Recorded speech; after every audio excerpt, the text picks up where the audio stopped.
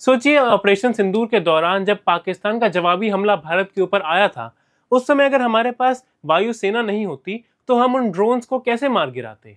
अगर हमारे पास थल सेना और जल सेना नहीं होती तो पाकिस्तान पर हम अपना दबदबा कैसे कायम रखते युद्ध भूमि में। किसी भी देश के पास वायुसेना होना अनिवार्य होता है, उसके बिना आप अपने देश को सशक्त नहीं रख सकते और अंतर्राष्ट्रीय स्तर पर आपको जोखिम उठाना पड़ सकता है। लेकिन इसके बावजूद भी एशिया में एक ऐसा देश है जिसके पास ना तो एक वायुसेना है, ना ही अच्छी जल सेना है, और थल सेना के नाम पर थोड़े बहुत सैनिक हैं। उसके बावजूद वो देश चल रहा है, आगे बढ़ रहा है। ये कोई आम देश नहीं है। मैं बात कर रहा हूं एशिया में 13वें नंबर पर सबसे बड़ा देश अफगानिस्तान की। वो अफगानिस्तान जो साइज के मामले में फ्रांस और जर्मनी और ब्रिटेन से भी बड़ा है। वो अफगानिस्तान जहां पे लगभग 4.4 करोड़ लोग रहते हैं। जिस अफगानिस्तान को साम्राज्यों का कब्रिस्तान भी कहा गया है, उस अफगानिस्तान के पास वर्तमान में ना तो वायुसेना है और ना ही जल सेना है। लेकिन ऐसा कैसे हुआ? इतना बड़ा देश बिना सेना के, बिना मिलिट्री इंफ्रास्ट्रक्चर के। आइए एक बार इसके इतिहास पर नजर डाल लेते हैं। 2001 में जब 9/11 के हमले अमेरिका में हुए, उसके बाद अमेरिकी सरकार ने अफगानिस्तान पर युद्ध छेड़ दिया। उनका मकसद था सत्ताधारी दल में बैठा तालिबान रिजीम को गिराना, क्योंकि उन्होंने उसामा बिन लादेन की मदद की थी।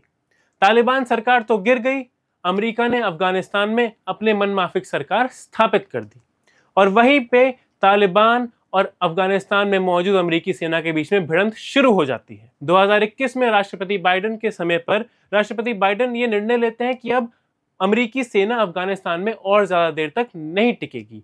वो एक फुल स्केल विथड्रॉल अनाउंस कर देते हैं, युद्ध विराम की घोषणा। वो अपनी सेना को वापस अमेरिका बुलाने का निर्णय कर लेते हैं।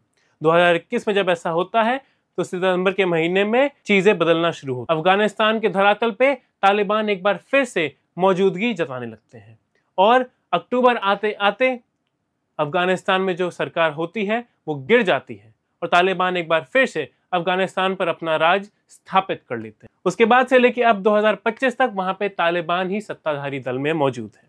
वहां पे तालिबान के हिसाब से ही चीजें चल रही हैं।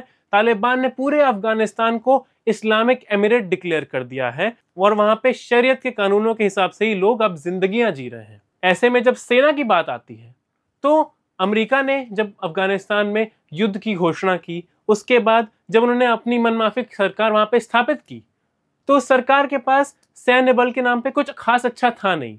वो पूरी तौर पर अफगानिस्तान में मौजूद अमेरिकी सेना पर निर्भर थे, चाहे वो हेलीकॉप्टरों की बात हो, फाइटर जेट की बात हो, टैंक्स की बात हो, या नेवल सपोर्ट की बात हो। ऐसे में जब राष्ट्रपति बाइडेन ने अपनी सेना को वापस बुलाया तो बहुत सारे हेलीकॉप्टर, बहुत सारे फाइटर जेट और न्यूनतम ज्यादातर चीजें अमेरिकी सेना अपने साथ वापस ले गई।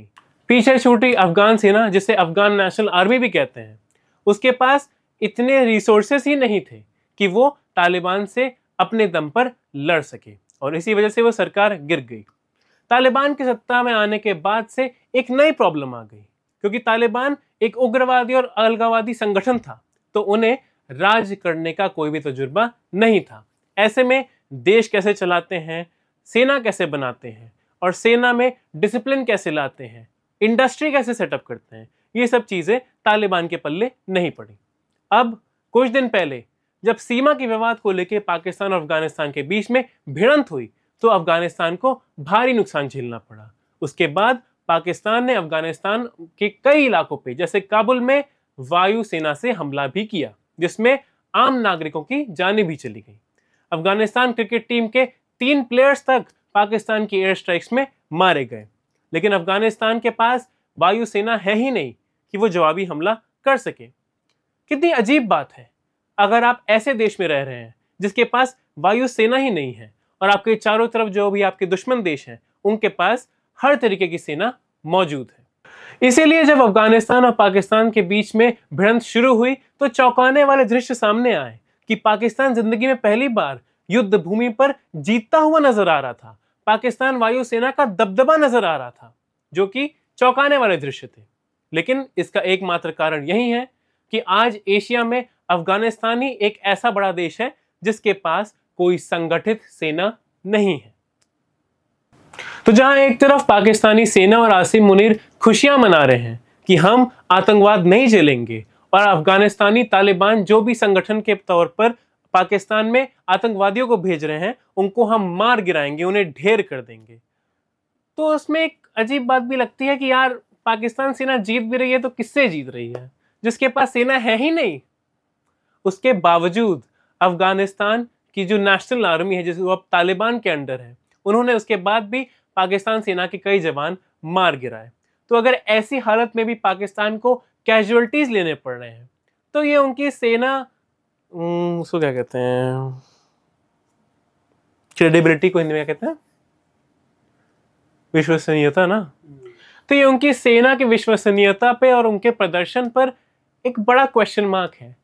क्या यार, अफगानिस्तान के पास ना वायुसेना है, ना उनके पास जवाबी हमला करने के लिए कोई मिसाइल सिस्टम है, ना आपके विमान गिराने के लिए भारत की तरह उनके पास कोई एंटी एयरक्राफ्ट मिसाइल सिस्टम है। उसके बावजूद भी आप नुकसान झेल रहे हैं। लेकिन इसमें सबसे अहम बात तो यही है कि आज वर्तमान में युद्ध से, लेकिन इसमें और भी बड़ा मुद्दा यही नजर आ रहा है कि कैसे अमेरिकी शासन की वजह से एशिया का एक बड़ा देश इस स्तर पर गिर चुका है, जहां पर उसके लोगों के पास न खाने को खाना है, न पीने को पानी है ढंग से, और इंफ्रास्ट्रक्चर के नाम पर इतनी सेना भी नहीं है कि अगर पाकिस्तान जैसा देश भी उन पर हमला करे तो वो उतने ही लेवल पर जवाबी हमला नहीं कर पाए।